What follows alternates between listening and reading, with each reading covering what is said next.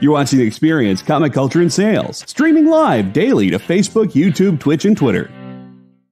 What's up, the internet? It's Kyle. How's it going? No, seriously, I'm waiting. You're going to have to tell me. I haven't really been paying attention. Is it going good? No? Yeah, that seems about right.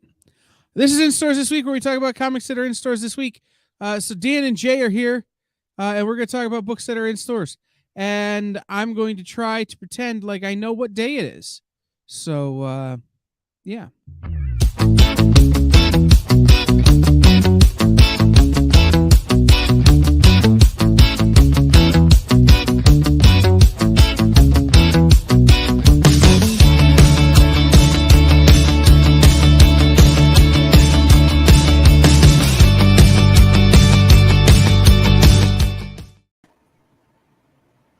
What's up, everybody? What's going on?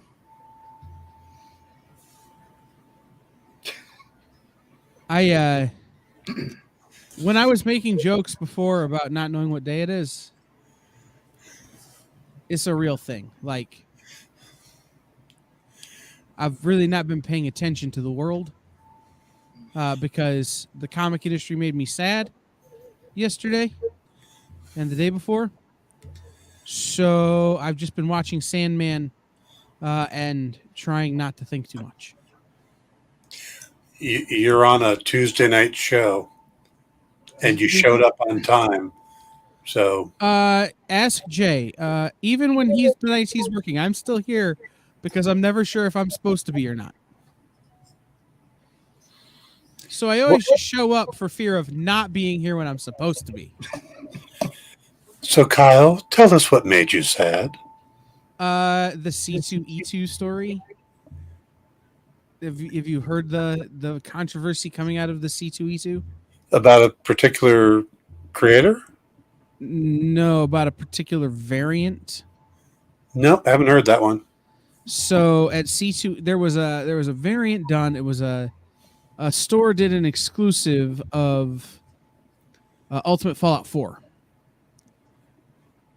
The first Miles Morales book, and they didn't sell out of their exclusive cover like they thought they would. So what they did was they had an acetate cover made and just added 2 staples to the book instead of having them rebound with an additional acetate cover. So they cover mashed them, and then we're selling those as a C2E2 exclusive. And then we're getting them graded by CGC as a C2E2 exclusive, but they were violating their terms with Marvel.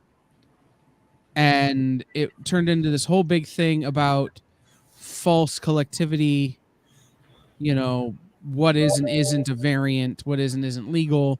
Wow. And then beyond that, they apparently sold a huge number of them to Whatnot sponsored sellers, leaving very little for the actual fans who actually wanted them. Yeah. Okay. Yeah, no, it was you know, it's a frustrating. Dwayne's right. It's frustrating to see how it went down and what went down. Like I generally would have no opinion about this. But I know a lot of people who are like, "Oh, this is a cool way for me to get a book I won't ever be able to regularly afford." It's why I've always been a supporter of dynamic forces, right? Like, so they'll have slab facsimiles or they'll have signed copies of books, and it's a way to get something that you might not otherwise be able to get. This was that, and then they went and screwed it up by trying to, you know, get over on people. So, yeah, I don't know, but it was also a weird week for new comics. And so the first book I want to talk about is a book that neither of you have read. Mm-hmm. It's Sandman #1 Special Edition. And I say neither of you have read it because, Dan, you said you hadn't read Sandman, and I know Jay hasn't read it yet. This is the reissue from DC on the Black Label. It's just issue 1. It's just to promote the show. It's not actually a new comic. It's not, but it's out. I've listened to the first of the audiobooks, Mhm. and I have the second one. So, And you know what's cool about that audiobook, and we didn't talk about this when we were talking about it earlier? This last reread of Sandman, I'd listened to the audiobook separate and I'd read the book.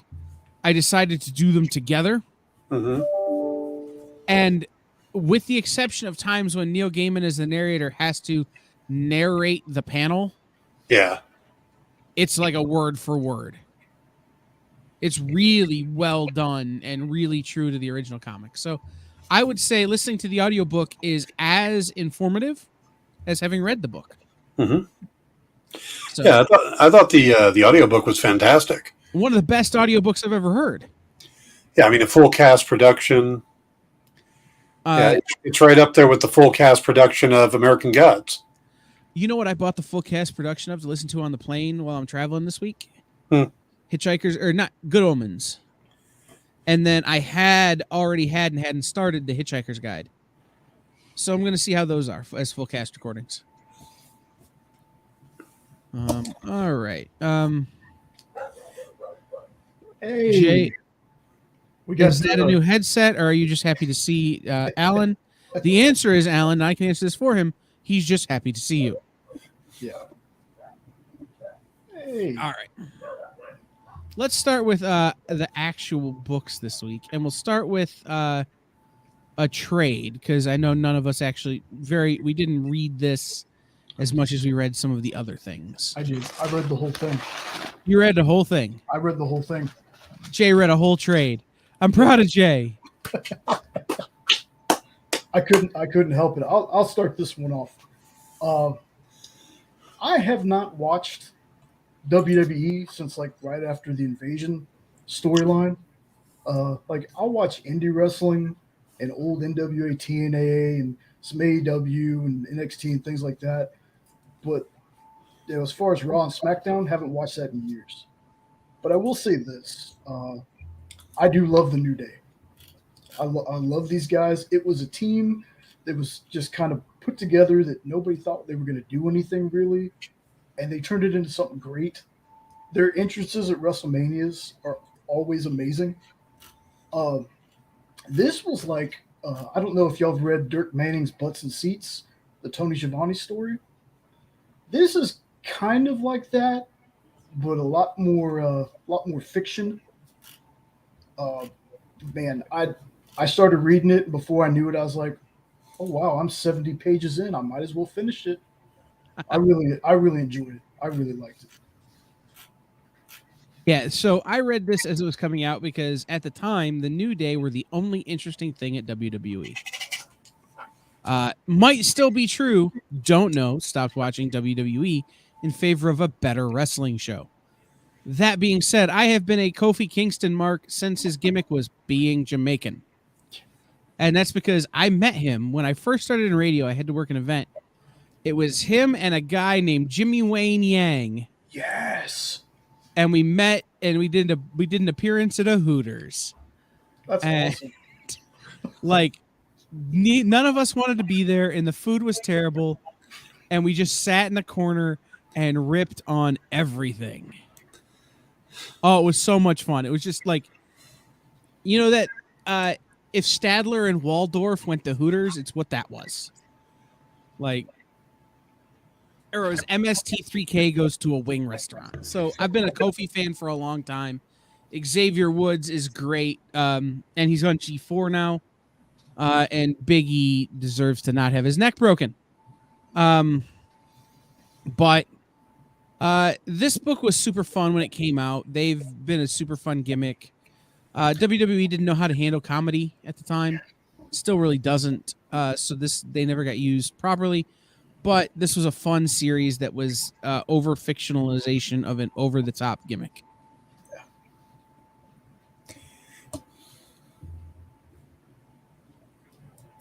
Okay. There's a number of books that Dan didn't read or didn't like because Dan is in a mood. Just be prepared. I stopped watching wrestling in 1984. So that was probably a pretty good time to stop, if I'm being real honest. Yeah, I watched Hulk Hogan and Bruce the Barber Beefcake and Jimmy Superfly Snuka, and that was the era I came from.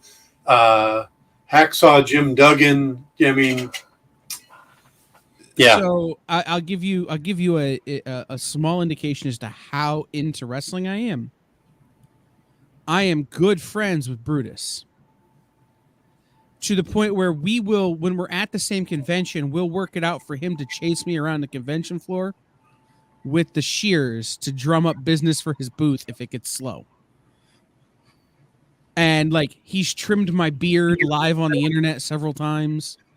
Like, good dude, great guy.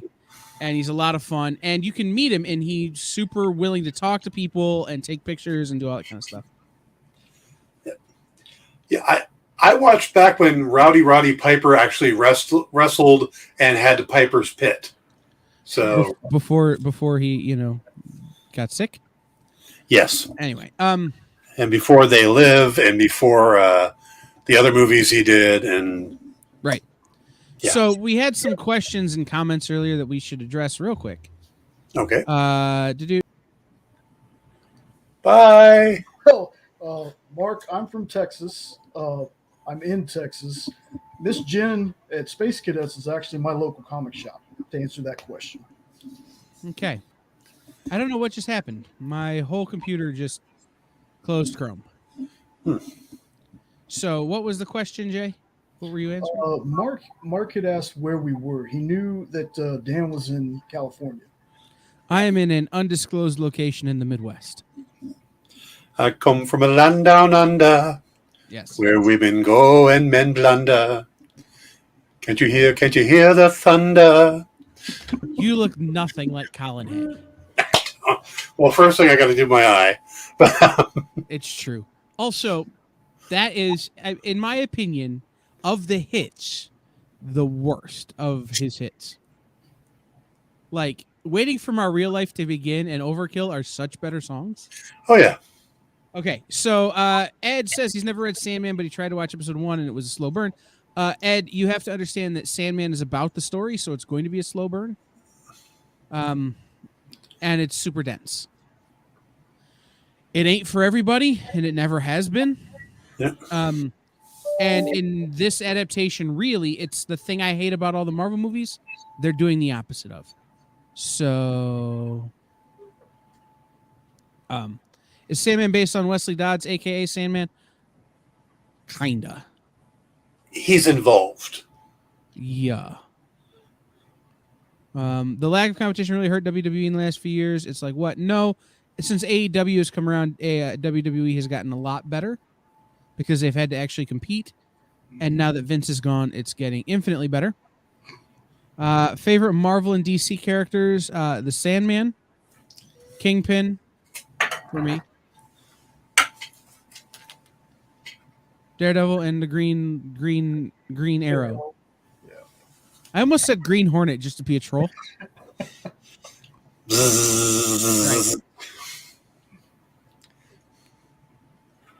Right.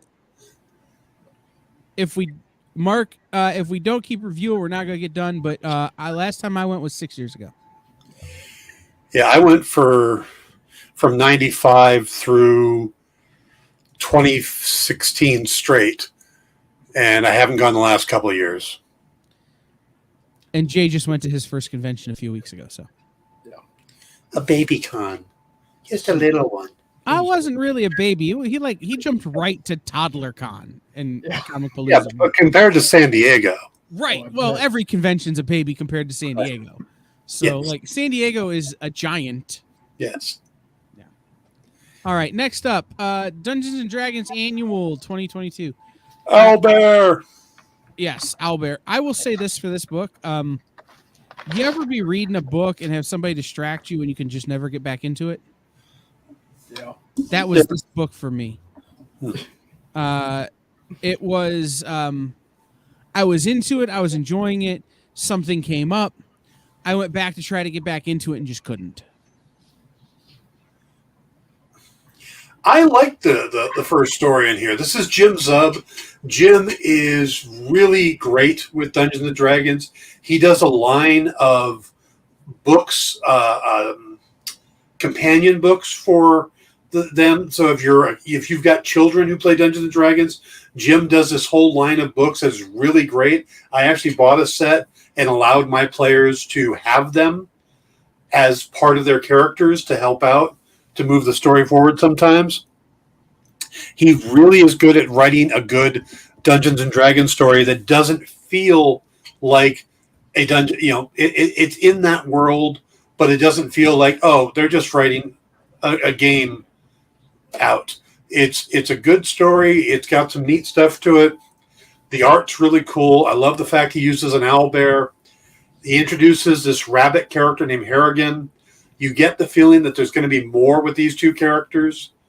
And I want to see more. This is actually one of my favorite things I've seen from IDW's Dungeons and Dragons, the first story. I couldn't get into the second story, but the first one really sold it for me. And the second one might be great. Like I said, I just had a hard time getting into it. But the first story, a girl finds out she's been cursed, doesn't know it, goes to a fae fair, and chaos ensues. Yeah, I thought it was really a good D&D story. Nice, self-contained. This one is going to be one that I go back and read. I got about halfway through it. And I was like, okay, time constraints, because I decided to read a whole trade. But from what I did read, I did really like it. I don't know why I thought they called the rabbit Clipper. He is Clipper. He's a Harrigan. Oh, okay. But there was a certain part where, if you're not paying attention, because it did it to me. I was like, when they walked into the Hall of Illusions, mm-hmm. I was like, wait, so we saw her this way, but she's actually this way. And it took me a second to realize what was going on, but just like a second. Yeah, in the mirror, they showed you how she was before she was cursed. Yeah. So, this book to me once again proves that if a story is really well done, you don't necessarily have to be, like in this case, a fan of Dungeons and Dragons to enjoy it. And I did. So this was really good. Yeah, I'd like to see more of the Jim Zub stuff just come out in general. I think he's great, and I really was enjoying it, but it's one that I'll have to go back to in a couple of days and kind of when other things are not in my mind.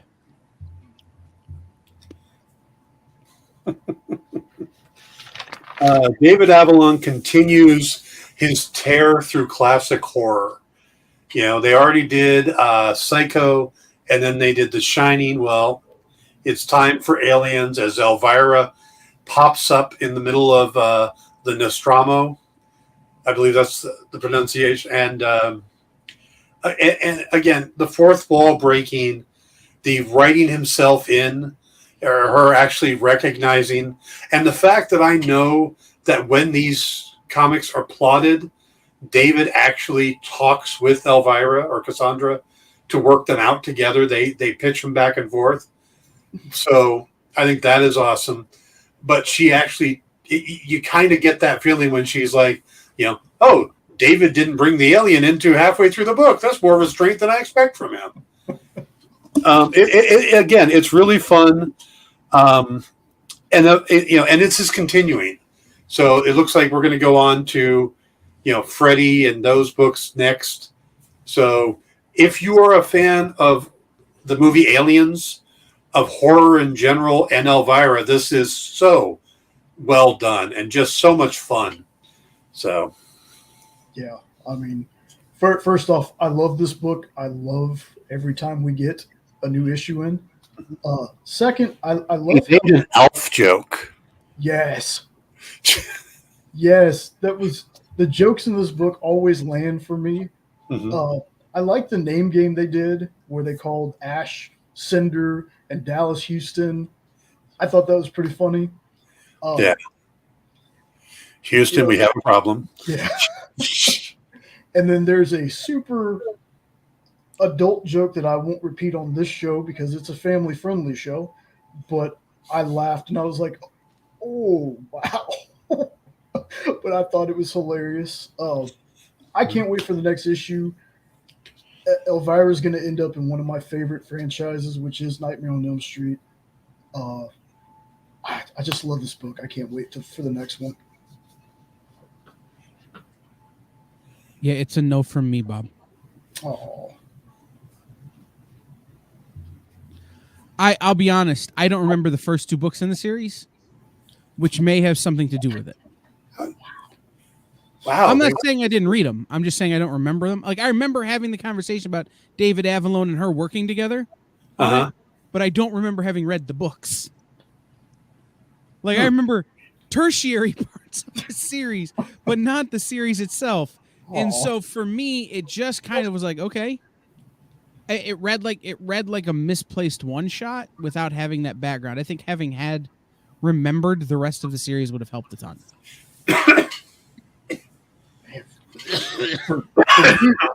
For me, this is Hold on, Dan and I are going to choke to death, Jay. Okay. For me, this is one of the best series Dynamite's doing.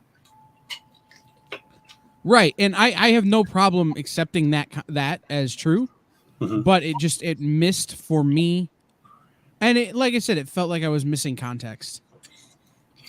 If I remember talking to you about these books, that's the strange part. Right, I remember our conversation, but I don't remember the books.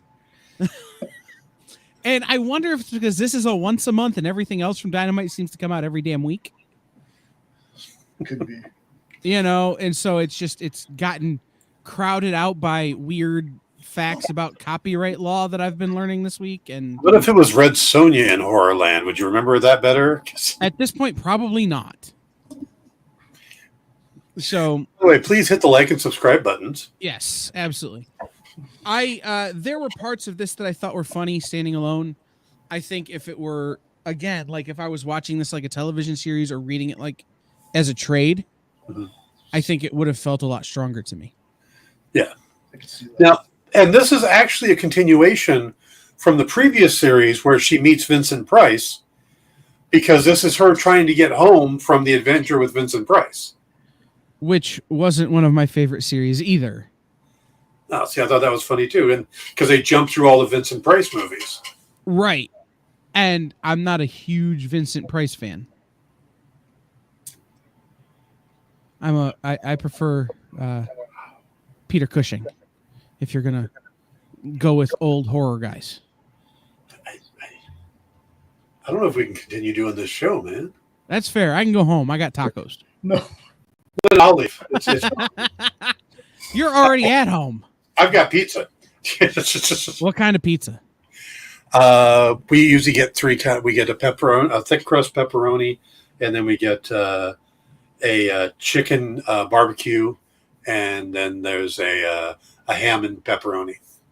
I made thin crust taco pizza last night with like nacho cheese sauce as the sauce because I didn't have pizza sauce. So I'm like, what do I have in the fridge? And I had a ton of taco meat made up and like nothing else. So I did what I could, and it was foodish. All right, next up, Sleeping Beauty. Okay, I thoroughly enjoyed looking at this book. I didn't love the writing, but it was gorgeous. My thought, it's 72 pages. Why is it not 3 books that you took a little more time with the story on? I'm going to completely agree with you. It was too much in one book. I loved the fact that this isn't your cookie cutter Zenoscope character. I mean, you've got a minority character. She looks completely different than anybody else in the universe. Her powers are completely different. She's not just another supernatural hunter. The landscapes, even though they used like 4 or 5 different artists, it doesn't feel like they're constantly changing artists, you know. But again, it's so long that you start going flip, flip, flip, flip, flip, flip, flip, flip, flip, you know, because 72 pages. Now, maybe if I had it in hand and I sat down and really, and I know Dave's a good writer, right? So I think it was too much at once. They could have broken this over 3 issues. I agree with you on that, and or even 4 issues, and make it something, to enjoy and savor. By pushing it all together, it just felt too much. And it's funny. I was just sitting here thinking 72 pages is not that much further to 4 22-page issues and do a full miniseries. Richard says, guess Kyle's back now. Dang it. Where wasn't I? I guess when you blinked out for a minute. Yeah, when I yeeted myself out of the screen. He's the producership. I can't. But I thought even the costume looked great for Zenoscope, though. I'm not sure why she has a boob window. Because it's Zenoscope. That's all I could figure. And Dan, you pretty much said everything that I had in my notes. This is the first time I can remember in a while where I could only see this character fitting in this story. Yeah. Like, it wasn't the generic cookie cutter. You could replace A with C, or you had, basically the same character except one's blonde, one's redhead. Though I still believe that Zenoscope really shines when they're doing their fairy tales, like the horror, and not worrying about kind of like the heroes that they're doing with these. Mm-hmm. But this was definitely a better read than most we've gotten so far. So I enjoyed it, and it was really pretty. Yeah. All right. So the next book, I don't know if Jay read it or not. Dan admitted to having not read it. Tiger's Tongue #2, and I want to say this: Tiger's Tongue #1 was rough. I thought this one was better, but still not everything it could be. This issue spends a lot more time kind of developing the mythology of these tribes and kind of getting into the how we're going to pick the next queen sort of thing, and the relationship or the differences in the personalities between the two sisters. It still left, in my opinion, kind of a lot to be desired, but it certainly was better than #1. And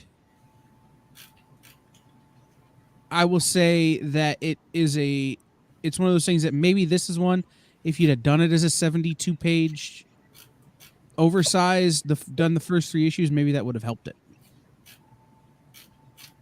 Yeah, I'm still, I don't know how I feel about this one. There's points where it's like, it's predictable. Like, you kind of have a feeling already what they're gonna do.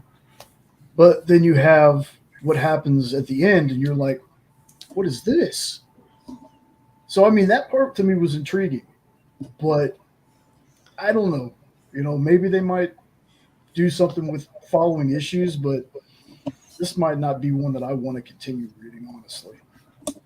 Well, what's interesting is I already have issue 3 that I could just send everybody. Oh, okay.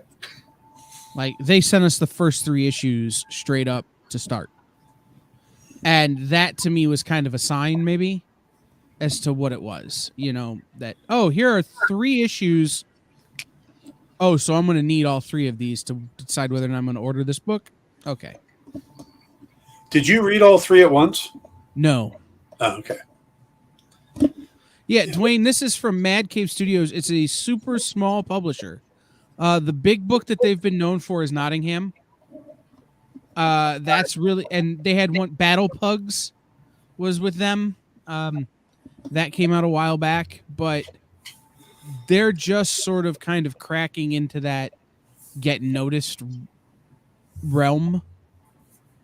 In fact, they had a guy who was really great about working with us and helping us out named Manny, who just got hired away by Boom Studios. They are one of those places where people start and get into the business and kind of get going before going on to one of your top tiers. So, yeah, it's one that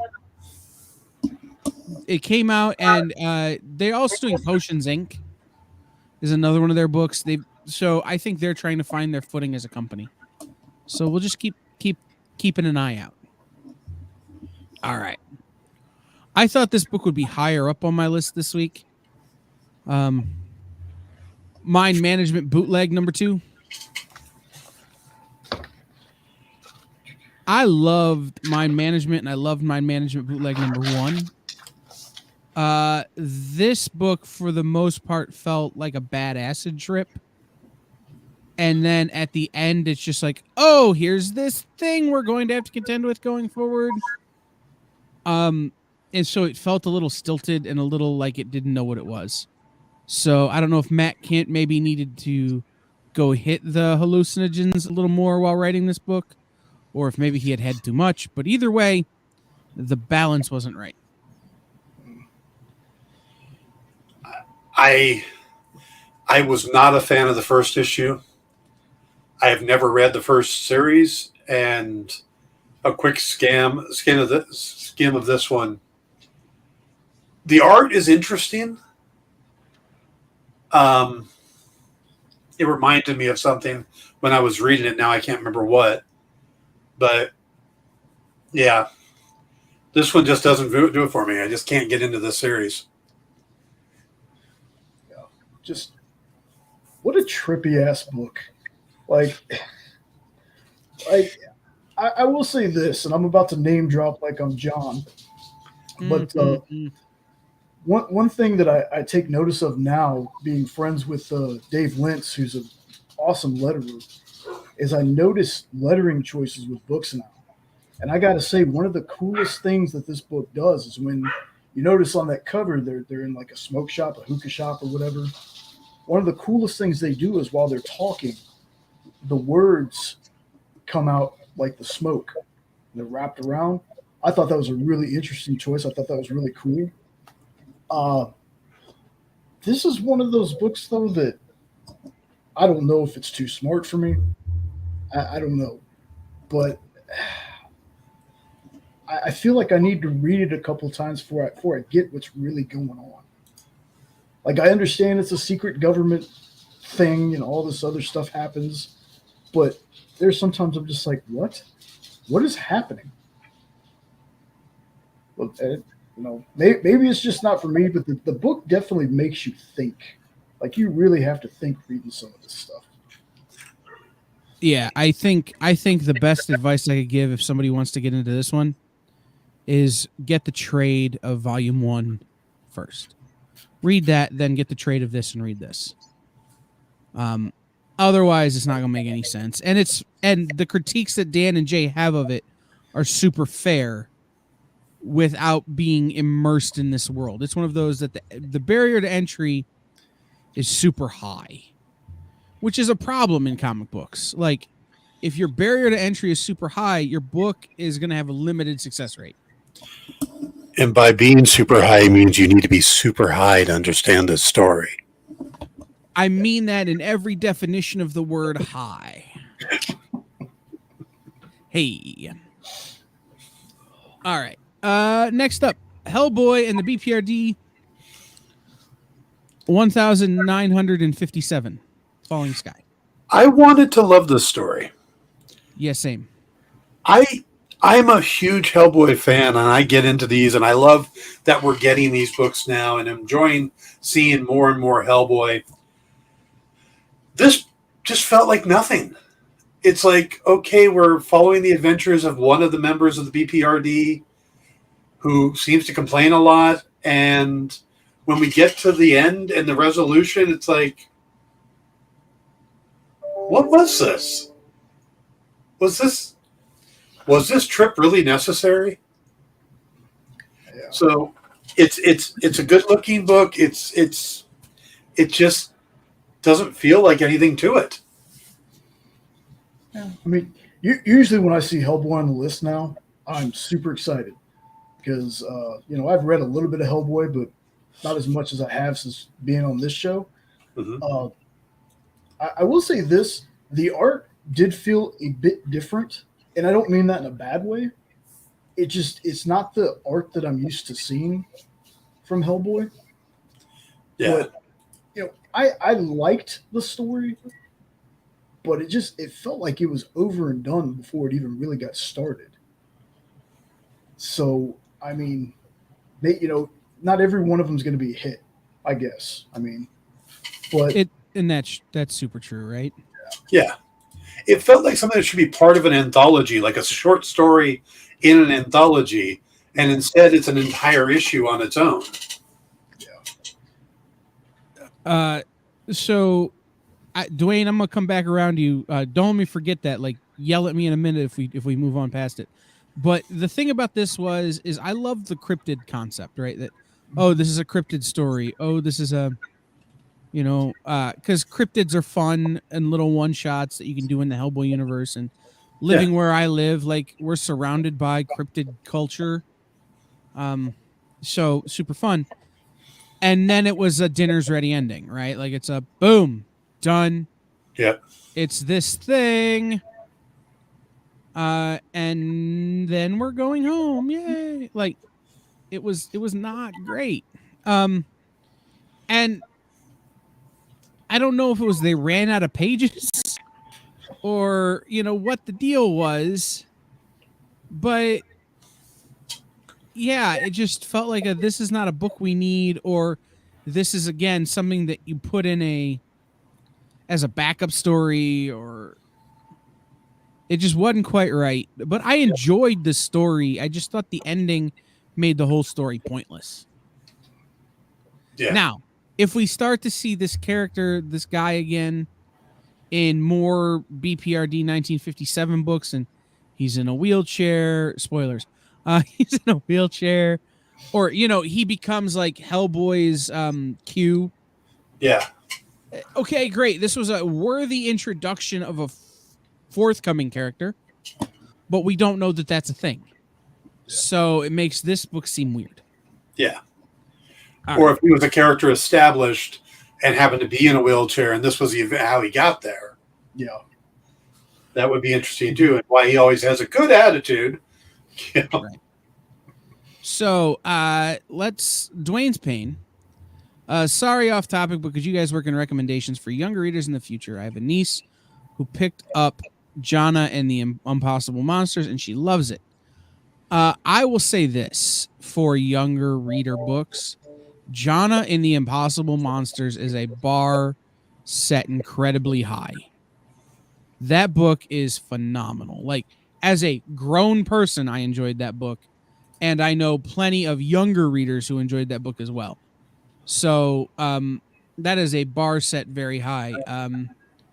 Depending on the age, especially if she's not into superhero stuff, Lumberjanes might be good. Some of that kind of, look at the Boombox titles from Boom Studios. It's Scoot. The Scoot titles from Scout. I'm trying to think of a couple of other. PRH has a bunch of stuff from random places that are coming out.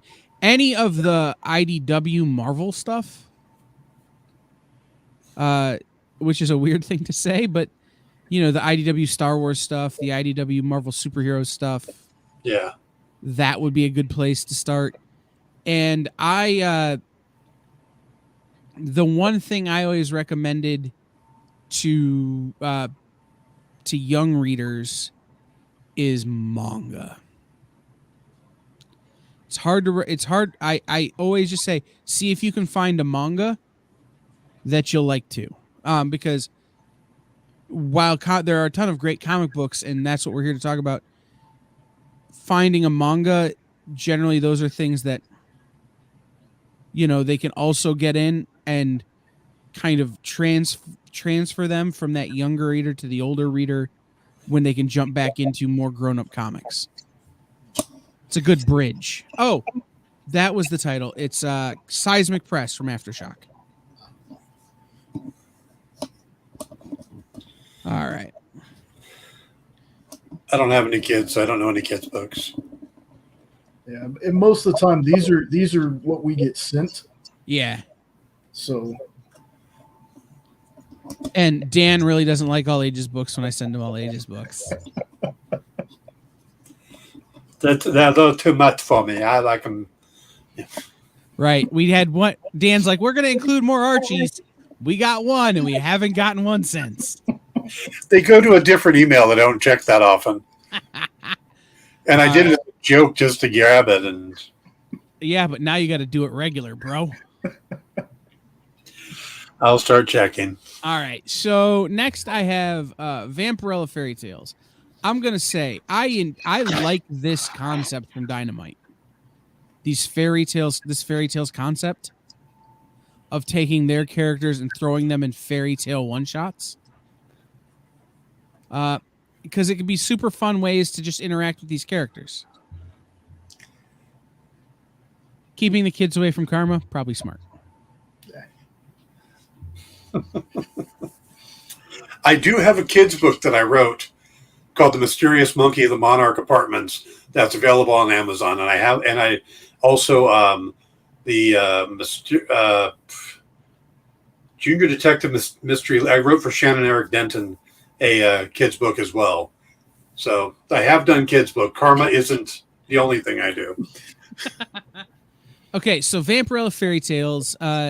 This is Vampirella in a sort of Little Red Riding Hood story. Hmm. And I kind of like the idea of just taking Vampirella and throwing her into this weird kind of thing. And it's just a different way to engage with the character. So I quite enjoyed it. I didn't, this one and the other one we'll talk about. I kind of wish we would have done that one first because I wrote my notes off this one based on the other one first. But it feels like Dynamite is trying to retread ground that's already been traveled and done better by Zenescope. I think the Vamp book that we read a while back, I think that's the direction they should head with this character because I really enjoyed the Vamp. This one, I mean, it's just, I don't know. I wasn't a fan of it. It did nothing for me. It's we get so much Vampirella and so much Red Sonja that to do fairy tale specials, it feels like it needed to be something to justify it. Where I don't know. I read through this and I was like, yeah. The art was kind of all over the place for me too. Like you had some weird faces and like life-filled feet in some of the panels. Yeah, it just, like I said, it didn't feel like a Vampirella story, and it didn't really feel like Red Riding Hood. It just felt like this weird floating in between thing, and I didn't get it. See, and I think that's probably why I did like it, if I'm being honest, is that I've been incredibly critical of Dynamite in recent weeks for putting out too much Vampirella and too much Red Sonja to the point where you can't keep one Vampirella story separate from another in your brain. And this is clearly none of that.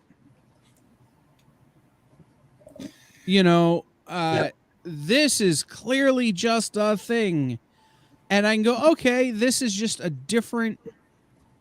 Here's how I felt about it in a big sense. It's like when a band does a covers album, right? Like Dolly Parton singing "Shine" by or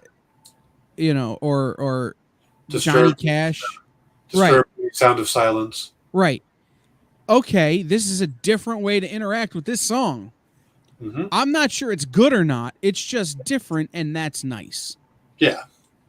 There are And people who just love these characters and will pick up, Right. yeah, and this is something different for them, and that's great. So Right. It but- felt like vanilla sherbet, right? Like just a palate cleanser with all the other stuff.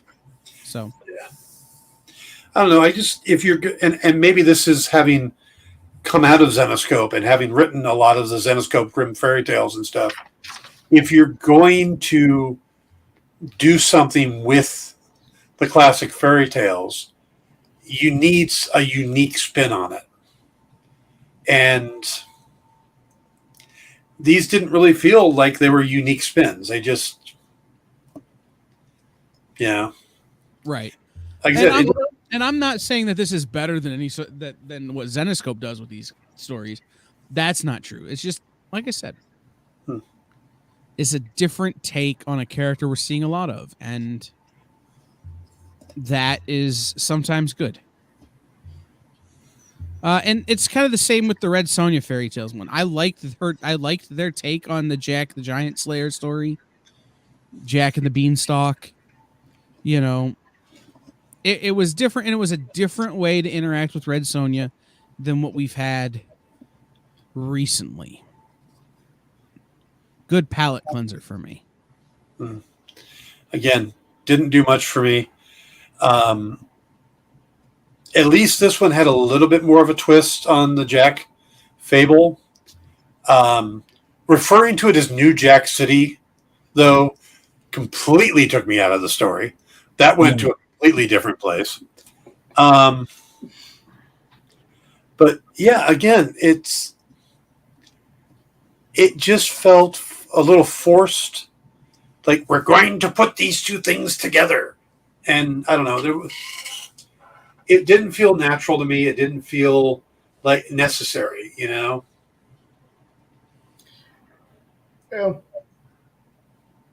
Meh. I didn't hate it, but I didn't love it. It was definitely, to me, it felt better than the Vampirella one. Again, though, the art just felt all over the place. And I never really felt like anybody was really in any kind of jeopardy. Like, I mean, well, Jack.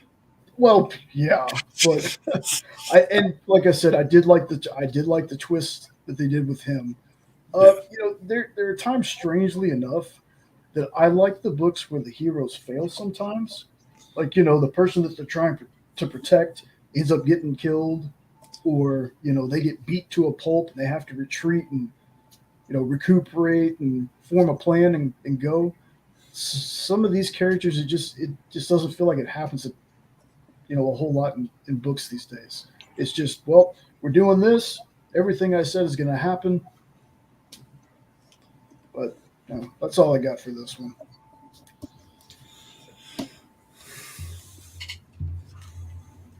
Yay! There we go.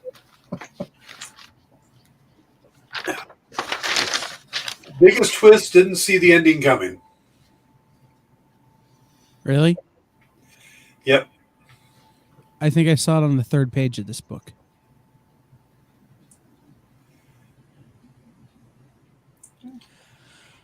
Here's my thing.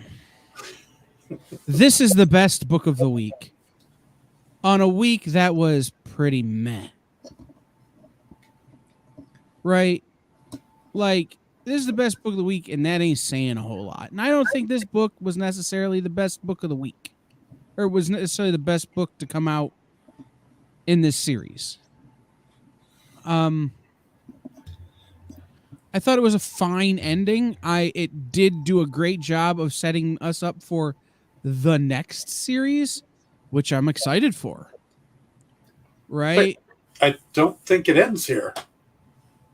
It doesn't, but the next story arc is what I mean by that. Yeah. Sorry. The next story arc. It does a good job of that, but it gets a little predictable, and weird Colonel Sanders guy is just kind of weird Colonel Sanders. I didn't need him talking the whole time and just annoying me. Okay. Yeah. Oh, that thing is a mega cannibal. What does that mean? They're like the best at being in the Donner Party? I don't understand. Like, Means he gets powers by eating other people. okay, but like that paid off so very little. Like, it just, to me, it felt like kind of a, we need to wrap up this story arc. Let's just put something together. And that's what they did. See, I enjoyed this one. I thought it was it was the information issue. We had to fill in the blanks, and yeah, that always takes away from the action. But I thought there was a decent amount of action still. And I like seeing Archer at his worst, especially when it's Flash, looking back at Archer, and we see how much. No, not Archer. Armstrong. How much Archer has actually influenced Armstrong and made him a better person. That's what I love about this pair, is that Armstrong is this immortal, was immortal guy who had no boundaries, did whatever he wanted, drank his way through the centuries. And it's this kid who was raised in a monastery that is just starting to experience life, that is actually making him a better person as they kind of grow together. And I think it's a great relationship. And what we see here, shows how much Armstrong has come to care for Archer. And that's what comes across in this episode. But also, we get to see just how bad Armstrong was before Archer. And how long he's lived and how he really doesn't care about living anymore. If it's his time, it's his time. And I just enjoyed the storyline more so than the last couple Archer and Armstrong miniseries. This one has really stood out for me because I enjoy the interaction between the two, and even though it's still taken lightheartedly, there is more of a sense of danger, a sense of urgency in the series than we normally get. So I enjoy that. Yeah. I thought this was a great way to end this arc. This story has been so good for me so far. And I hope it keeps going for a bit. We finally find the reason why the big bad guy sent them all after Armstrong, and we learn what the apples actually are, kind of. Yeah. And then now with the new development that happens near the end of the book, I can't wait to see where they take this story. Because I don't think they've ever gone this route in an Archer and Armstrong story before. So I think it's going to be awesome. I can't wait to already read the next one. And just a little side note, down at the bottom, they showed some preview pages for Book of Shadows 2. Valiant's definitely doing some great things this year. So really excited for those. Yep. Now, if they don't implode as a company, we should be good. Yeah, we're not going to talk about that tonight. Okay. Hey, we made it through the books. We did. Yep. There were some other things that I would have liked to have talked about, but we didn't get preview copies of them, so meh. There's a book I'm really excited to pick up tomorrow that I'm working on getting previews from them. It's from Blood Moon Comics. It's called Cover the Dead with Lime. I'm working on getting so we can do Blood Moon previews, but Okay.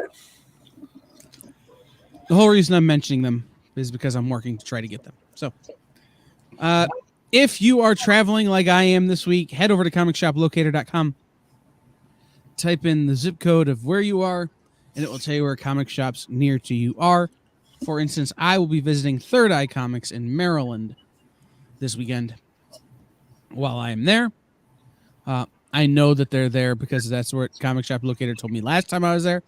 So I may try and find another shop while I'm in Maryland from Comic Shop Locator, comicshoplocator.com. So Dan will be back tomorrow and Thursday Yes. doing the Dan Wickline show. Yep. Do you know what you're talking about yet? What? Do you know what you're talking about yet? Tomorrow we are going to talk about Only Murders in the Building, and I guess we find out who Glitterman is. And on Thursday we are going to talk about Sandman. You're gonna wait till I'm on a plane, huh? Yeah. Probably Well, that smart. way you don't that way you don't hijack my show. It's probably smart. Yeah. You should do that more often.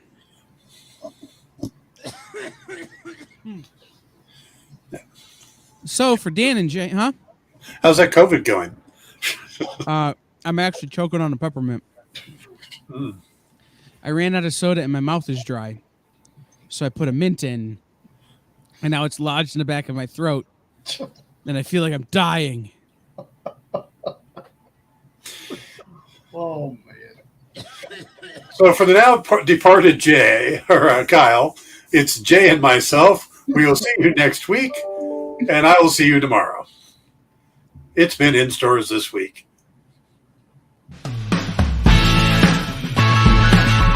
Join the party. Head over to our link tree to find all the links for everywhere the experience is all the time.